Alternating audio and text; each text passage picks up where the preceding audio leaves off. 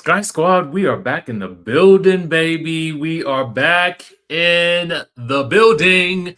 And by building, I do mean the literal building. Y'all, I am back home in my studio.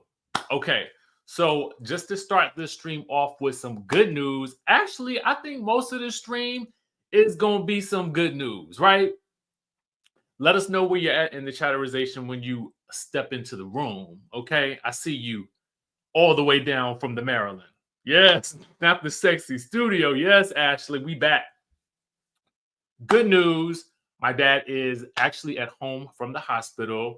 Still got, a ways to go, but he is doing much better. So I want to thank you all for your prayers. I want to thank you all for your thoughts, all of your warm wishes.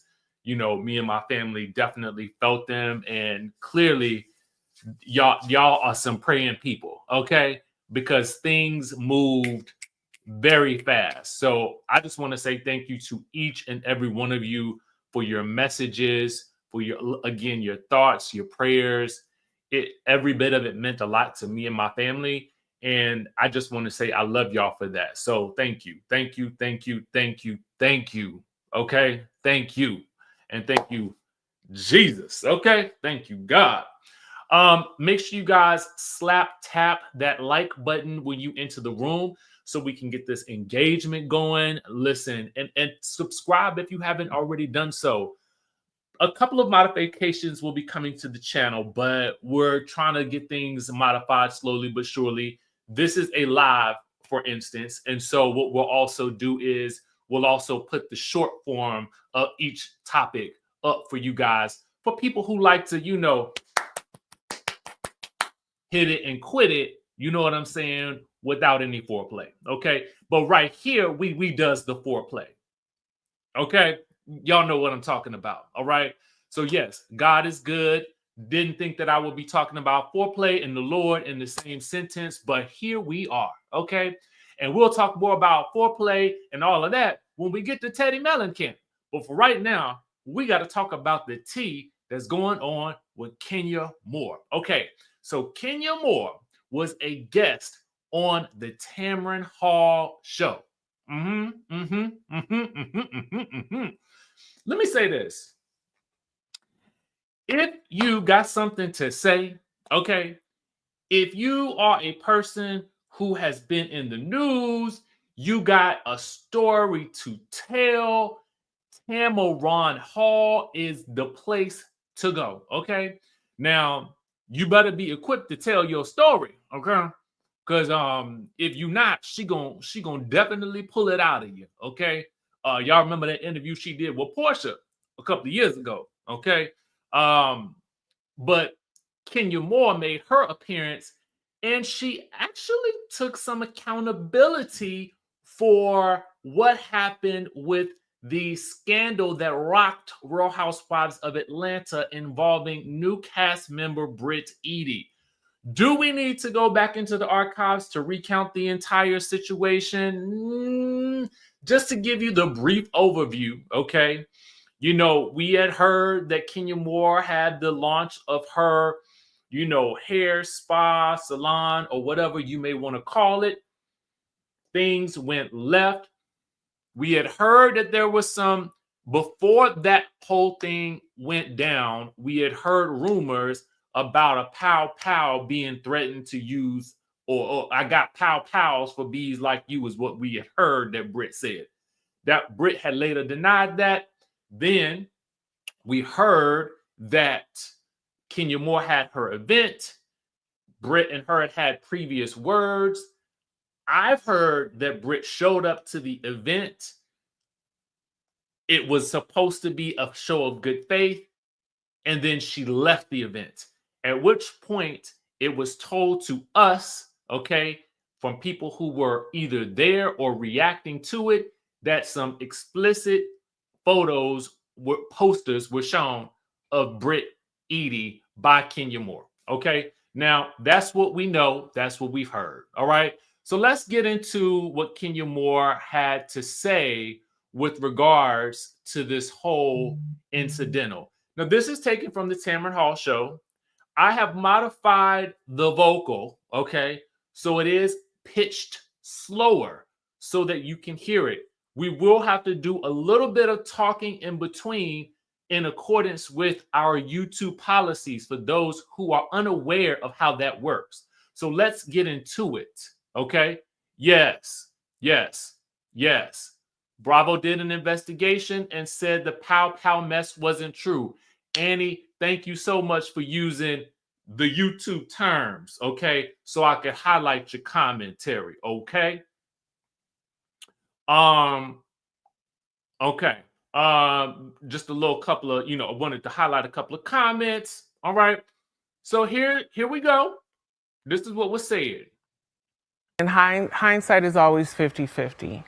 If I could do it all over again, I believe the photos were very distasteful and I elevated the situation. I've elevated situations. Okay, so I want to take note of the language used herein.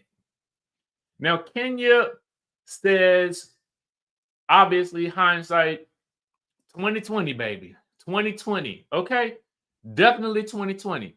Sometimes if we can go back in time, we look at something we did, we'd be like, now, why the heck did I do that? Okay. But what she also says that I note was the photos were distasteful. So it's kind of like, I mean, there's no shade. I'm just analyzing it. It's kind of like saying, yeah, they was nasty. Child, them photos was nasty, nasty, nasty. But I elevated it, but they was already nasty, okay? They was already nasty, but I elevated it by showing the photos. Listen again. And hindsight is always 50-50. If I could do it all over again, I believe the photos were very distasteful and I elevated the situation. I elevated it. Yes. What does elevated mean? Well, that means I highlighted it, put a spotlight on it.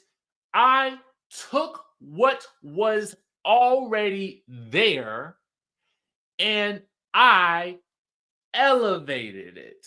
Okay? Think about the legality of those terms. And she is being smart about using those terms in that way. The photos are A, distasteful. The photos B, which is implied, already existed. All I did was elevated. Okay? Now, what we're doing here is, for those of you guys who are Kenya Moore fans, we are pointing out the use of language. Okay? This is based on our Law and Order SVU university degree and bar that we have passed. Because why? We watch Law and Order SVU and FBI. Okay?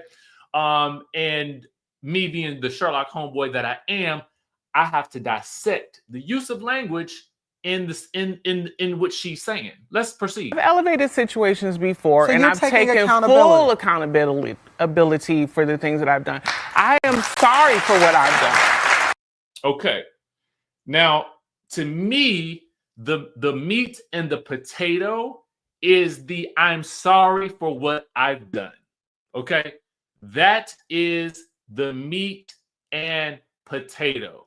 Okay? And when you apologize, just from a PR perspective, because PR is what I studied in addition to journalism, mass communications, advertising, and marketing. Okay. My master's degree was in advertising, public relations. I've worked in public relations. So I do understand crisis communications and what you do in instances like this, right? So language is super important to me, especially when it comes down to making an apology. And the I'm sorry has to be paramount. I didn't have to take it that far. But when I felt threatened, I've never had a child in being. Okay.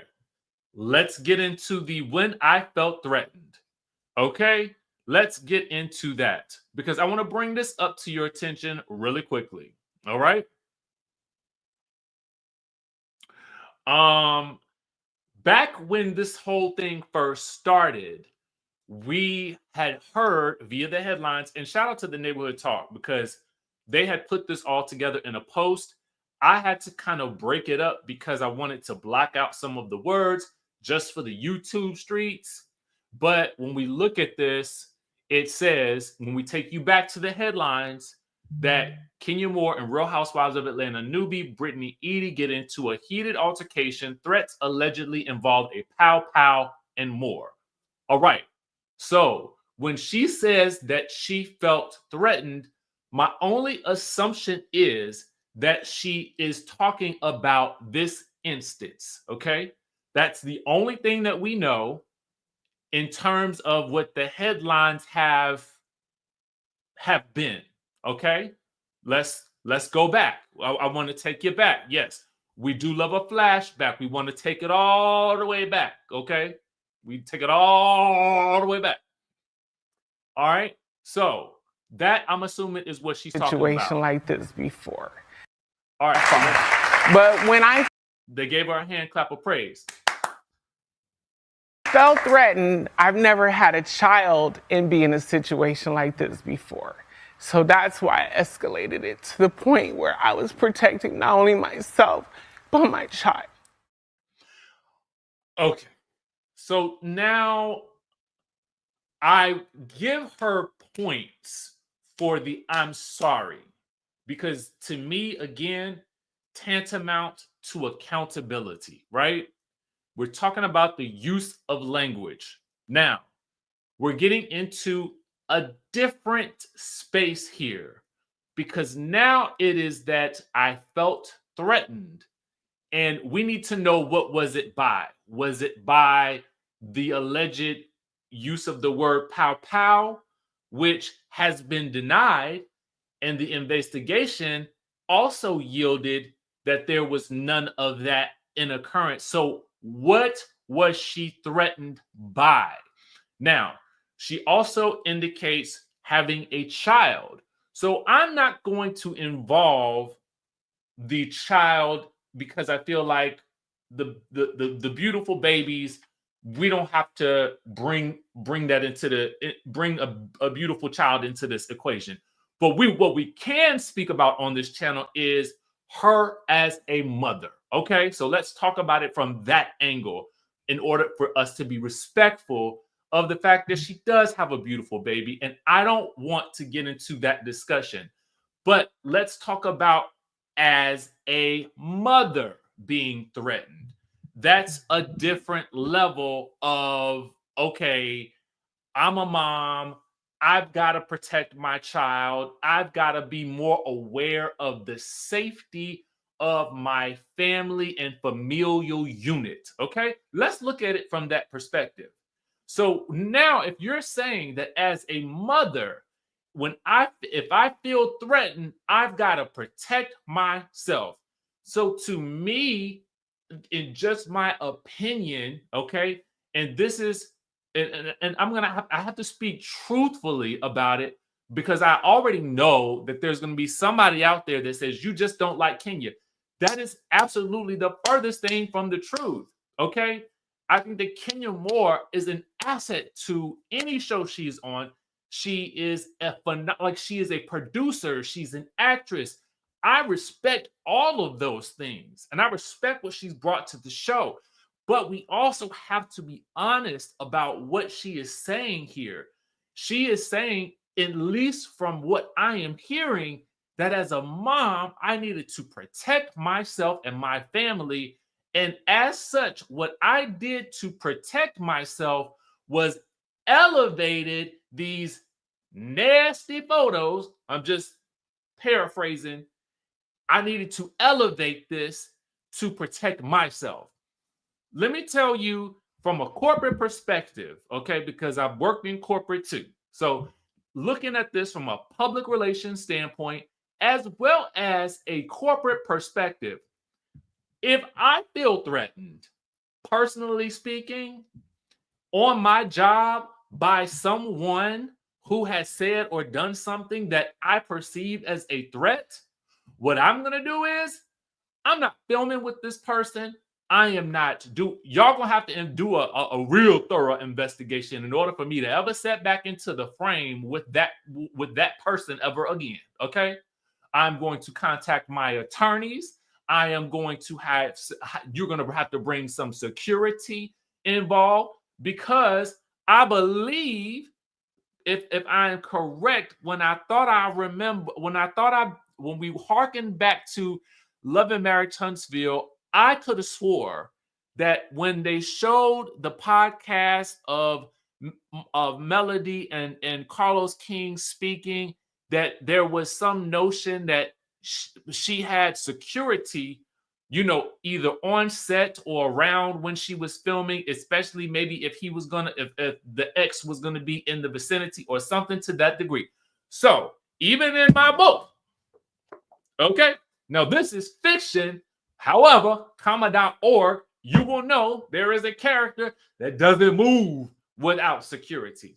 And so what I am saying to you guys is that when you do feel threatened, to me, the logical thing to do in response is not to go and gather what you're telling us are disgusting photos or whatever they may be, and then elevate them by putting them on poster boards, because that requires thought. Okay, I can't see myself sitting at home thinking I got to protect myself while I'm trying to go to Kinko's and print out these, or whatever I did to print out these documents. So I just wish in my mind, because I believe that the show is better for having Kenya on it, that she would have simply said, I'm sorry.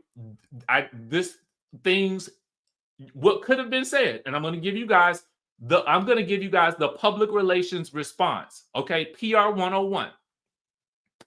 You know what? We found ourselves in a situation on a show where things went too far. Now, I have my reasons for what I felt at the time, but at this point in time, I'm just simply going to say, I am sorry that it went that far. I felt a certain type of way. Things had escalated, and this is where I went. Period.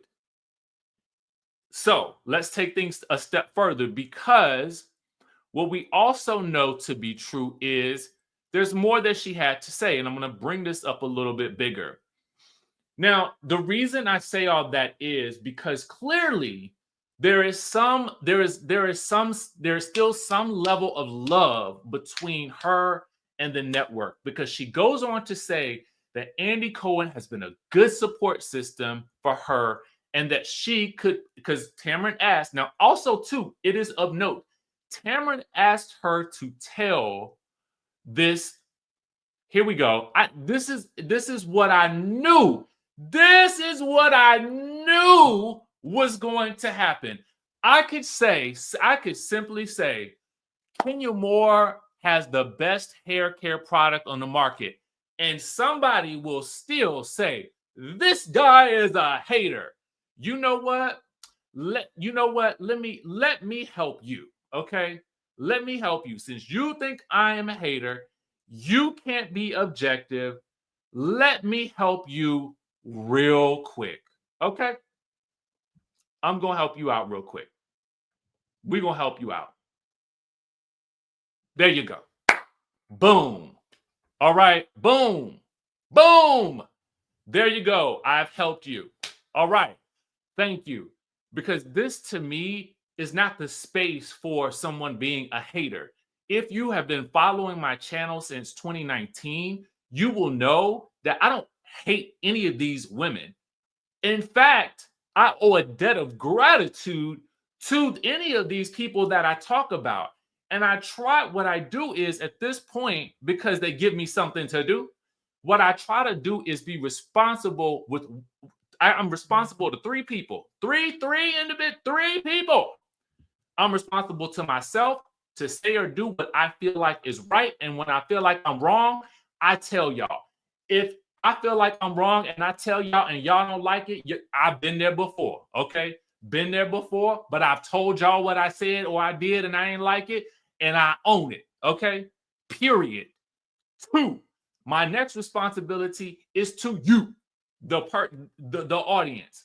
I have got to be saying the things that feel the most truthful, the most, at least from what I can see, the most accurate. And when I'm not accurate, I gotta come back and retract it. Okay. And then 3, I owe a debt of responsibility to the person I am talking about. Hence, even when I have had to eat my own words and apologize to Chris Bassett, I did so on my platform. Okay. So I am not the furthest thing that you will ever be able to call me and really mean it is a hater. You might be able to say, I can't stand that green-eyed, bald-headed, bearded buster because I just don't like him. I don't like his background. I don't like the fact that one eyebrow always pop up. I don't like the fact that he ain't got no Botox and he got these wrinkles in his forehead so you can see his facial expressions. You can say, I don't like that he is so animated. You can say all of those things, but a hater you shall not say, because if you say it, you lying, and you lying to yourself, because don't nobody else believe you. And if they do, they're not really familiar with me. Okay. So, and that's the last time I will ever address somebody who says something like that. Because the next time I see it, you won't even get your comment highlighted. You're just going to be blocked. Now, whew, Lord have mercy. As I was stating, Kenya Moore obviously has a relationship that is solid with Andy, with the network, because when asked by Tamron Hall, because Tamron Hall did ask her to come and tell her story, if it was possible that Kenya Moore could potentially pop back up at a reunion, Kenya Moore said she could. She could. She says it's important to be able to tell her point of view. And I wholeheartedly agree. Because here's the thing, as a reality TV show lover, I am here for the full story. And if we can't get the full story, it feels as an audience member incomplete. And so we want to hear what she has to say. We want to see what can be done and if it can be resolved. And if maybe, just maybe, that provides an inroads back to the show and in a way for her and Brit to somehow find a resolve. Okay? Now, whether that'll happen, we don't know. But what we can say is the fact that she is still at least in some level of communication with Andy is probably a good sign for Kenya Moore and people who love her on the show. Okay?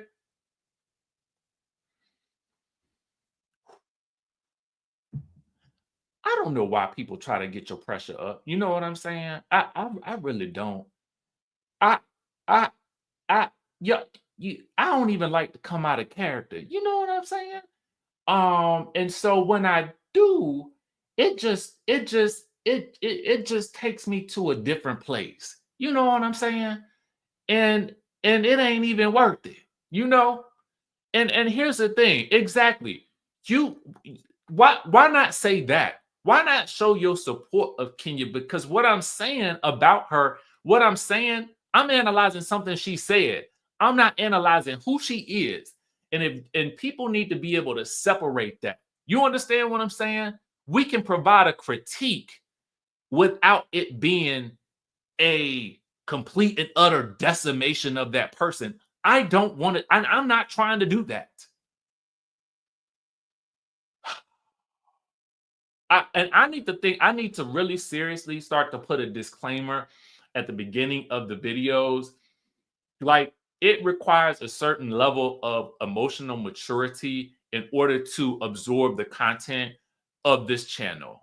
And if you can't display that without the lazy thought that someone is a hater because I have an opinion about merely a critique of what she said, not who she is, then that is your issue. Okay. And to the rest of the people, we can sit here and have all this great dialogue. I see all of your comments. Exactly. This is how you do it. This is how you do it, Carolyn. You simply state your case about the story. It can be done. Okay? It can be done.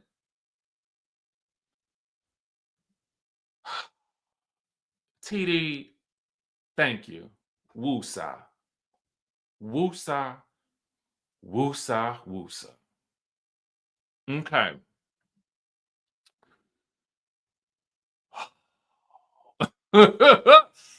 Lord have mercy. Baby, let me tell you something. Let's move on to our next story because we just gonna keep it pushing, or else I'll be on here for an hour or two. Now, y'all know yesterday we talked to, was it yesterday, day before yesterday? I can't remember. Okay. My day's been blurred together since I've been running back and forth to the hospital. So I don't know if I'm coming or going. Oh, we got a super chat. Let's acknowledge it real quick. Oh my God, Richie, can't believe I'm catching you live. You kept me entertained during the pandemic while I was in law school. Hey, law school, come on now. You getting the real law school degree. Yo, BET Encore Reviews was iconic and had me dying laughing. God bless you. Thank you so much for that. I appreciate that. I missed that show so much. And I actually might go back and watch it again. Ray J, thank the Lord, has come to his senses. Okay. I'm confused too. I'm so confused.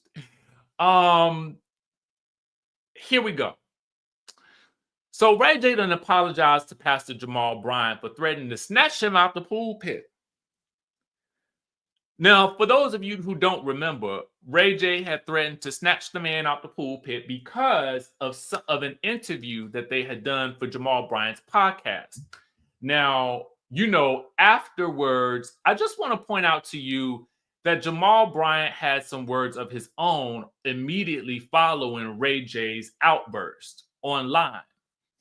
Dr. Jamal Bryant said this: I was so grateful to recently interview one of the few mavericks of this generation, Ray J, who has been more impactful in many different fields. More than impactful in many different fields. And that is true about Ray J. Whether people, as unhinged as Ray J is or not, he does have quite a few great business things going for him. Anyway, Pastor Jamal continues and says, it was both surprising and disheartening to wake up to unfounded threats and baseless accusations directed at me. As part of our commitment to honest dialogue, we ensured that specific comments with potential legal ramifications were edited out of the interview to safeguard the best interests of a brother beloved. Our Jamal Bryant podcast mission is to foster authentic and constructive conversations with thought leaders, and this episode was no exception. We are a live-to-tape production that ordinarily makes no edits. However, in the spirit of brotherhood, it was nixed with the agreement that no other adjustments would be made as the Jamal Bryant podcast, let's be clear, endeavors to be earnest and transparent on every episode. Though private agreements have now been brought into the public eye, I refuse to be embroiled in a battle that demeans our community and all that I stand for. I love my brother unconditionally, and I stand on my agreed promise, grace, and peace to you all. Now, I'm gonna tell y'all the truth.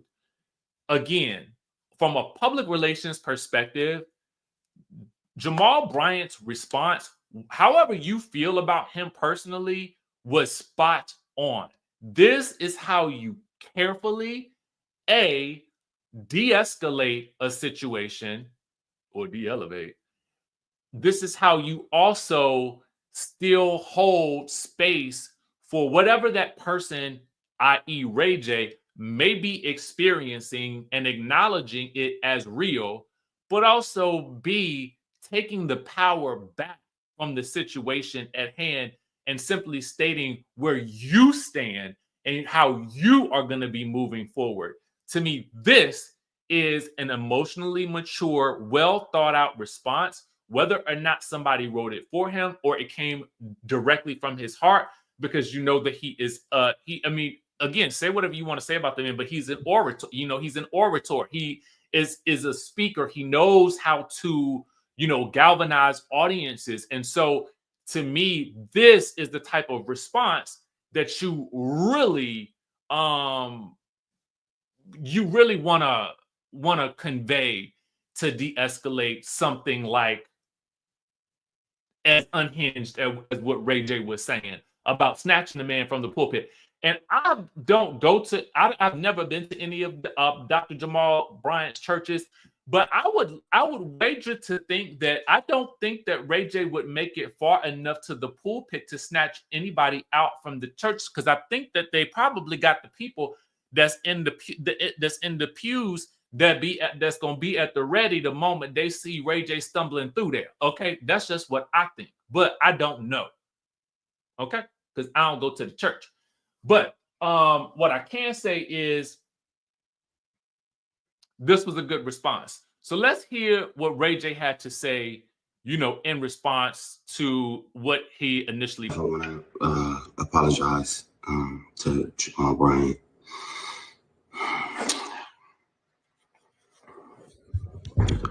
It's not okay. I mean, you know, speaking that kind of language to a pastor is unbelievable. It's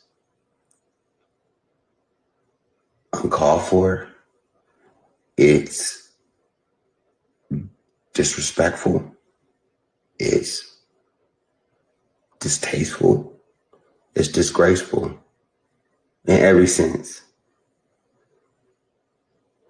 I don't care what I said it for, no matter what prompted me to say that. And Pastor Bryant knows some of the stuff that I was going through. I mean, I was going through it in the interview. Look, first off, I want to play off the pulpit, and a pastor is being blasphemy or on that same level, whatever that means. It's not okay. My bad, Pastor Bryant. I apologize, man. I lost it. I'm human. People go through stuff, and I was very angry because I'm scared that some of the stuff I said that I wasn't supposed to say could affect me legally and stuff like that. So I just lost it, and I shouldn't have said words like that. Pray for me. If you would have me at your church next time you are fellowshipping, I would love to come through and pray with you in person, pray with you with the whole church. I apologize to the whole NEWBIE, saying I'm going to snatch somebody off the pulpit. So he writes this: Pastor Bryant, I take full accountability for my words. I apologize to you and the whole church community. What I did might be unforgivable, but I still want you to know that I'm sorry and it was not okay what I did. I would love to pray with you, and hopefully we can work this out, and maybe, just maybe, you can help me moving forward. I'm human and I made a big mistake with this one.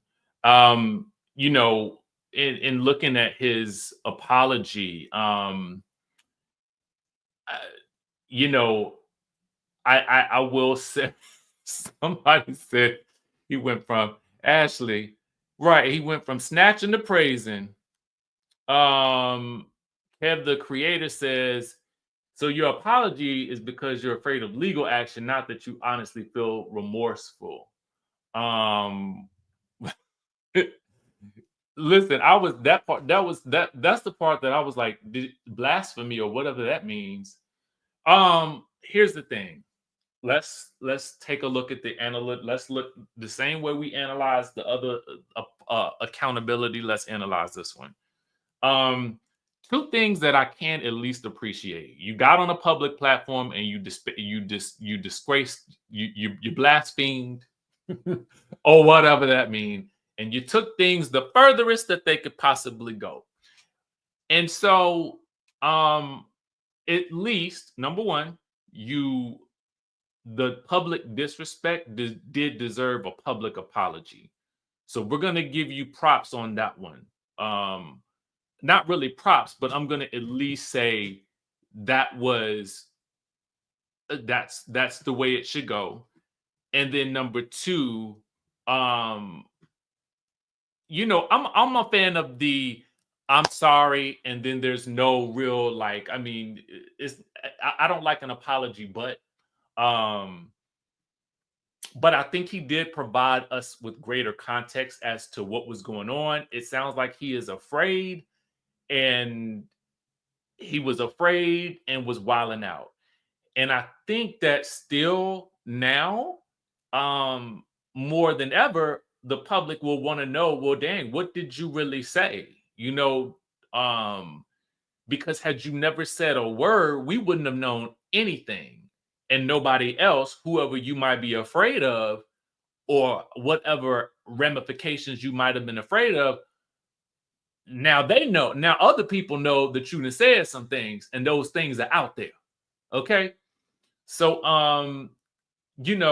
let this just be a lesson, and I know most of y'all know this because I don't believe most of y'all doing this. But when you having a moment, you know what I'm saying, and you feel like you want to wild out on somebody, phone a friend. Okay? Phone a friend. I've written out, I've written out sometimes responses to stuff that I felt like I was, I really I wanted to get this, get this off my chest. I'll write it out and then delete the whole thing. Because by the time I done got it out, I'm good. And it begs the question to me, like, who does he have around him that can guide him? It's got to be somebody around you that can prevent you from going off the deep end on these type of topics. It's got to be somebody. Somebody got to be able to tell you, hey, bro, that ain't the move. Delete that right away. And why are they not telling you? Okay. So then you don't have to make this apology. Shamar, my boy, says folks thinking about their pockets, their reputation, and avoiding legal action. There's always room for grace, though. Amen to that. Amen to that. All right. Our last story of the day is just something that is just wild to me. Okay. It is just really wild. Now, I don't know how many of you guys are fans of the Real Housewives of Beverly Hills, but baby, let me tell you something. Teddi Mellencamp then got herself in some trouble with the Horseman. Oh, yes. Not the Horseman, y'all. The Horseman. I really hope for her sake that the Horseman got a horse D. Okay. To keep it PC for for the kids listening. But the streets and the rumors and the Daily Mail and the people are saying that Teddi Mellencamp, the reason why she made that announcement about that divorce that Saturday was because she was allegedly having an affair with the horse trainer who is married, and the wife was giving birth while he was gallivanting down to the Florida with Teddi. Oh, yes. Let's take shout out to Face Reality 16, baby. And shout out to the Jasmine brand for that last story. But let's get into it real quick. So apparently the headline reads that Teddi, okay, of Housewives of Beverly Hills and two T's and a twad, was having a months-long affair with her married horse trainer, who we will now just call Horseman. Okay. Horseman or Horse D. Okay. His name is Simon. And apparently, this is what led to the split with her and her husband, Edwin. All right. So it gets bad. So Apparently, a source told Daily Mail this. Now, Horseman, Horse D, they had been having this months-long affair, allegedly. Now, they were apparently some kind of way, I don't know if they rode that pony all the way down to Florida, because, you know, she's living allegedly in the Orange County or wherever, or somewhere thereabouts. And while they had rode the horse and the pony down to Florida, his pregnant wife was giving birth to their second child in California. So you gallivanting down on the horseback with Teddi in Florida, but your wife is in California giving birth to your child? Sir. So apparently the wife, Carly, thought it was suspicious that her husband was in Florida when she was giving birth. You think? Anyway, so when Horseman returned, Carly, apparently the wife, found messages in Horseman's phone exposing the affair. I guess they was writing love letters, allegedly. Anyway, so she confronted Horseman about Teddi, and apparently they confessed. And then Teddi promised it would never happen again. Now, apparently, Carly did not tell Edwin, Teddi's husband, when she found out. She was willing to give Horseman another chance, so she decided to stay with Horseman and his horse D. But then last month, Carly found proof that the affair was still going on and it had become emotional. Now, see, if she had just rode the horse one time, maybe she wouldn't be in this situation. Just if you had rode it once, girl, not 3 times, 4 times, all the way down to Florida, maybe the wife would have let it go. Okay. Now, but here's the thing though. Simon Horse D has a history allegedly of cheating on the lady, and she was tired of being connected to him. Especially, she probably was really, really tired that the man was down gallivanting in Florida with Teddi while she was giving birth. Now, then Edwin, Teddi's husband, only learned of the affair last month when Carly told him. Okay. So then they're claiming that Teddi decided to file for divorce once she got caught in the affair. Let me tell you how rich people work. Okay, let me tell you how rich.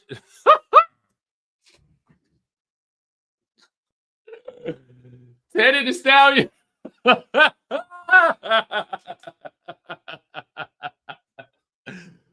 Woo! That's gonna stay with me for the rest of my days. Okay, Teddi the Stallion. Teddi the Stallion, baby.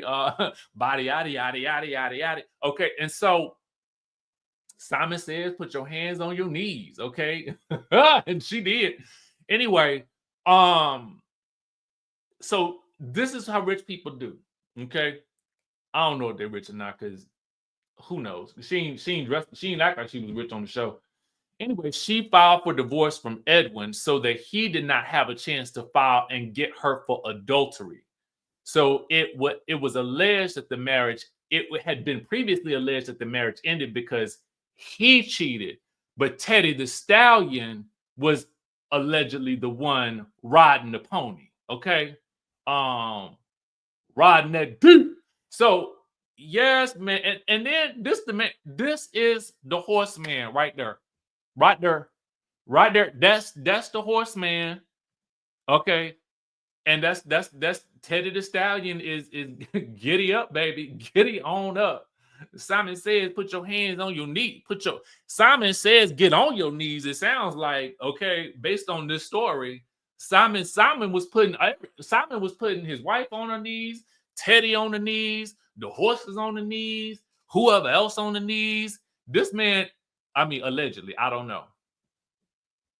I'm just telling you what the Daily Mail said. So now the people talking about Teddi the Stallion about to try to see if she can get back on Real Housewives of Beverly Hills. And to that, I say no. Okay? No. And no. I say no. No, I say do not bring her back to the Real Housewives of Beverly Hills. Teddi the Stallion is better on her podcast let her tell us about this whole situation with Horse D on the podcast. Girl, make your coin, turn your pain into some cash and cold hard cash, and tearfully tell us with Tamara all about it. And then that makes me wonder, did Tamara know? Because I mean, if Tamara knew, Tamara had. Do y'all think Tamara knew? Chime down in the chatterization if you felt like Tamara knew. Okay, chime down in the chat if you feel like Tamara knew that Teddi the Stallion was stallioning. Because in my mind, if Tamara knew, Tamara girl, you've been riding Shannon like Teddi been riding the horse D, and so I'm gonna need you to start riding somebody else. You need to be worried more about what Teddi the Stallion doing and less about what Shannon is or ain't doing. Okay. Now, how about that? In my Miss Evelyn voice, how about that? How about that? All right. Simon said, "Put your hands on your knees." Simon said, "Get on your knees, please."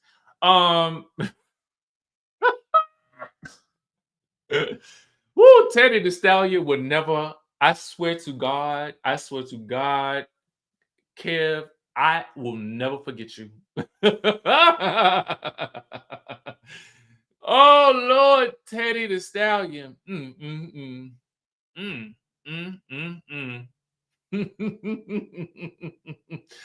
See, Teddi, if you hadn't had the emotional connection with the man, the wife was willing to let it go.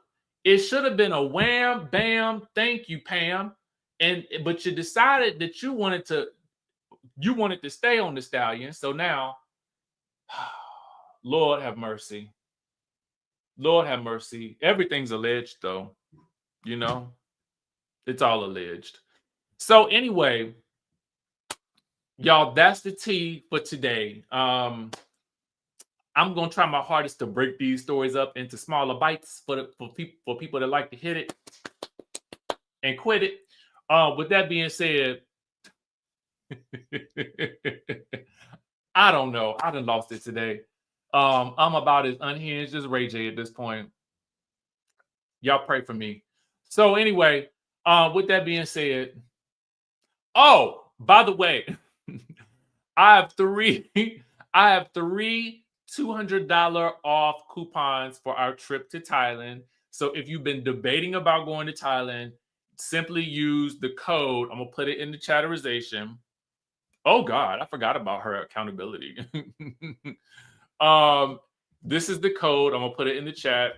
Thailand 200. If you have been thinking about this trip, it's super affordable. Thailand is really, really inexpensive. It's a great way to get out of the country and learn about why so many people are relocating to Thailand. I mean, when you think about the state of the country, it might not be a bad idea. Who knows? I mean, the next video y'all see, I might be in Thailand just living. I don't know. So anyway, use code Thailand200. I only got 3, so get it while it's hot. Drop it like it's hot. Drop it like it's Teddi real quick if you want to go to Thailand and you want $200 off. If you've been thinking about it, debating about it, you ain't got to take a pony down to Florida like Teddi, allegedly. You can simply use code Thailand200 and get $200 off of the entire trip package. Okay. Now, the link is in the description of this video, along with the booking link for Cape Town. For those of you guys who are interested in Cape Town, that is April the 10th through the 17th. It's a different type of trip. It is definitely higher on the luxury end because we're also going to be looking at the real estate. We're going to be talking about dual citizenship. We're going to be talking about dual citizenship or at least digital nomad visas in Thailand. But Cape Town is specifically more for people who are looking to invest, explore, and think about, well, listen, this is my Project 2025, okay? Project 2025 for me is helping people get out the country. Okay, there we go. So with that being said, links are in the description of this video. Y'all know I love y'all. And like I said earlier, Simon says, put your, Teddi said, put your hands on your knees, baby. Ride him, Teddi. Ride him till the cows come home.